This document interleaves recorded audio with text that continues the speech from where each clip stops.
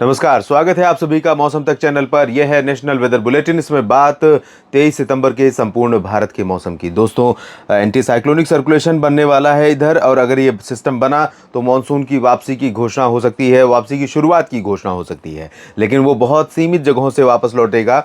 हालांकि अभी जो परिस्थितियां हैं उत्तर पश्चिमी राजस्थान में या दक्षिणी राजस्थान में बेसिकली, चाहे दक्षिण पूर्वी या दक्षिणी मध्य, तो यहाँ पर बादल पहुँच रहे हैं। और बादल पहुँचने का मतलब है कि यहाँ पर हवा में नमी का स्तर अभी उतना कम नहीं हुआ है जो मानसून के वापस लौटने के लिए अनुकूल माना जाता है। इस बीच बंगाल की खाड़ी के ऊपर बना हुआ व्यापक चक्रवाती क्षेत्र जो इस तरह से यहाँ पर बना हुआ है, इसके प्रभाव से अगले 24 घंटों में, आज रात में या कल दिन में, यहाँ पर लो प्रेशर एरिया बनेगा, यानी दबाव यहाँ पर कम हो जाएगा। दबाव कम होने का मतलब मॉइस्चर का ज़्यादा उठना होगा, और ये जो बादल आप मध्य भारत या दक्षिण और पूर्वी भारत के क्षेत्रों की तरफ देख रहे हैं, पूर्वोत्तर भारत के ऊपर देख रहे हैं, यहाँ पर वो सारे बादल यहाँ पर और ज़्यादा बढ़ जाएंगे। तो कई राज्य ऐसे होने वाले हैं आने वाले समय में जहाँ पर बारिश की गतिविधियों में बढ़ोतरी होने की संभावना है।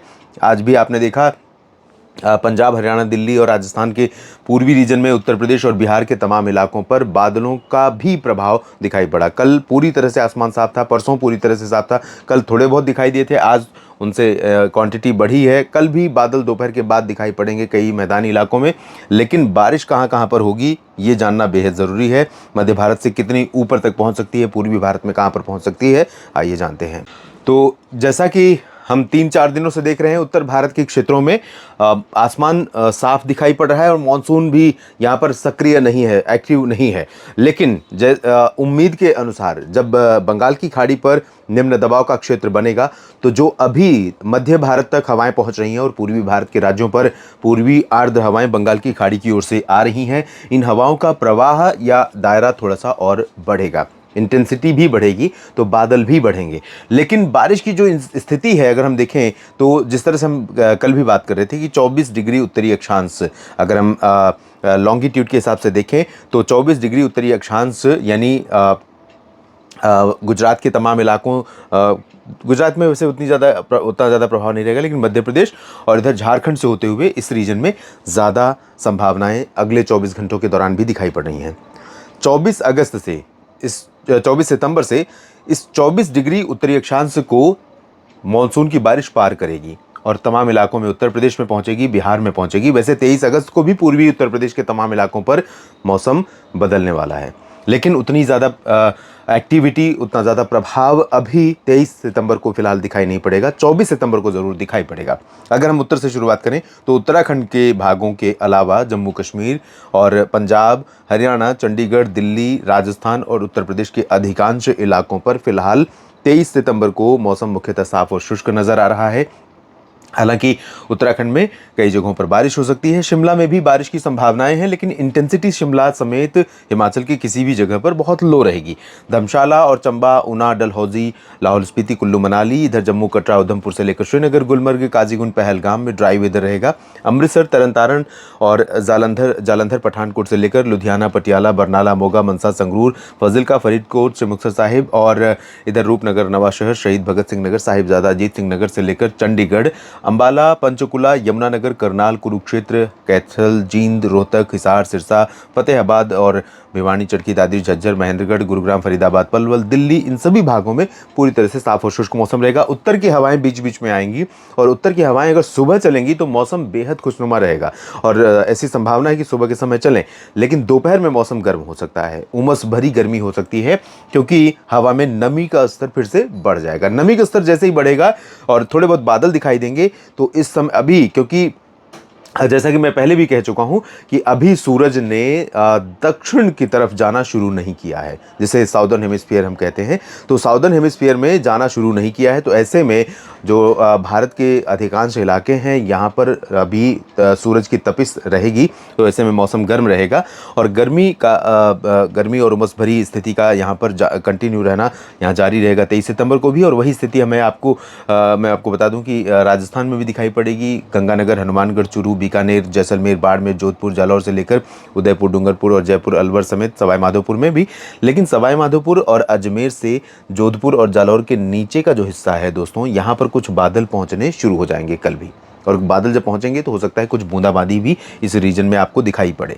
और इसी बीच में मेट डिपार्टमेंट के अनुसार यहाँ से मानसून वापस लौटने वाला है, ऐसी संभावनाएं बन रही हैं।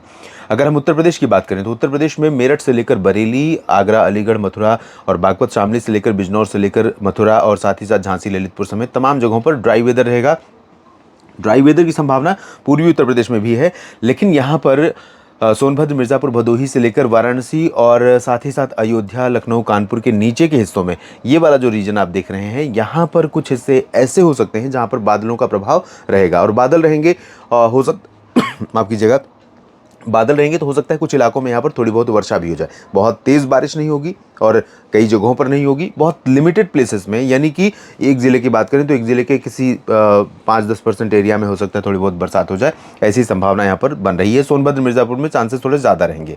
बिहार में परिस्थितियाँ बदल रही हैं। बिहार में आज की तुलना में कल मौसम ज़्यादा सक्रिय हो सकता है और बिहार के ऊपर जिस तरह से मानसून इस बार कमज़ोर रहा है, उसका कह सकते हैं उसकी भरपाई तो अभी नहीं हो सकती है। अब इतने दिन बचे नहीं हैं कि मानसून यहाँ पर सामान्य पहुँच जाए। 28% लगभग कमी हो चुकी है बरसात में। 28% मतलब धीरे धीरे देखें तो 1/3 की कमी है और 1/3 की कमी की भरपाई अब बाकी बचे 7 दिनों में नहीं होगी और उतनी बारिश होने वाली भी नहीं है। लेकिन भागलपुर से लेकर पटना के नीचे के रीजन में कई जगहों पर बारिश हो सकती है। ऊपरी इलाकों में लाइट रेन की संभावना है। झारखंड में कई स्थानों पर बारिश होगी और वो भी मध्यम से तेज़, और गंगेय पश्चिम बंगाल, हिमालय पश्चिम बंगाल तथा पूर्वोत्तर भारत के तमाम राज्यों में हल्की से मध्यम बौछारें गिरने की संभावनाएं दिखाई पड़ रही हैं। मध्य भारत और दक्षिण भारत सिग्निफिकेंटली प्रभावित हो रहा है इस समय, और यहाँ पर महाराष्ट्र, छत्तीसगढ़, ओडिशा, मध्य प्रदेश में कई जगहों पर मध्यम से भारी वर्षा होने की संभावना है। मध्य प्रदेश में उज्जैन और भोपाल, अशोकनगर, शाजापुर, सागर से लेकर रीवा सीधी के नीचे के जो हिस्से हैं, सिंगरौली, उमरिया, कटनी, शहडोल, अनूपपुर, डिंडोरी, मांडला, बालाघाट, नर्मदापुरम, छिंदवाड़ा, नरसिंहपुर, बैतूल और इधर धार, खरगोन तक तमाम इलाकों में बारिश होगी। छत्तीसगढ़, ओडिशा में भी कई स्थानों पर मध्यम से भारी बारिश होगी। विदर्भ, मराठवाड़ा, मध्य महाराष्ट्र और कोंकण, गोवा में भी तेज बारिश की संभावना है और अहमदाबाद से लेकर नीचे सूरत, वलसाड़, नवसारी के बीच में भी गुजरात के पूर्वी रीजन में बारिश होने के संकेत हैं। और दक्षिण भारत के क्षेत्रों में देखें तो तेलंगाना है, कर्नाटक और आंध्र प्रदेश के तमाम इलाकों में, और केरल तथा तटीय कर्नाटक के तमाम इलाकों में, गोवा में कई जगहों पर हल्की से मध्यम बौछारें गिर सकती हैं। तमिलनाडु के आंतरिक इलाकों में फिलहाल बहुत तेज बारिश की संभावना यहाँ पर नहीं दिखाई दे रही है। तो देश में कई जगहों पर बारिश होने की संभावनाएं हैं और धीरे धीरे दिल्ली तक बादल पहुंचेंगे बारिश वाले, और मानसून भले ही वापस होने की घोषणा हो जाए मानसून के, लेकिन अभी मानसून की बारिश देश के कई राज्यों में बारिश है जो सितंबर के आखिर तक जारी रह सकती है। हो सकता है कि अक्टूबर की शुरुआत भी बारिश के साथ हो। इस वीडियो में भी इतना ही। मेरे साथ बने रहिए लगातार मौसम तक चैनल यूट्यूब पर और न्यूज़ मीडिया मंच पर, साथ ही साथ फेसबुक पेज मौसम तक पर। आप सभी का बहुत बहुत धन्यवाद। जानकारी ठीक लगे तो फेसबुक पेज को लाइक और फॉलो कीजिए और यूट्यूब चैनल को सब्सक्राइब करना ना भूलें। धन्यवाद।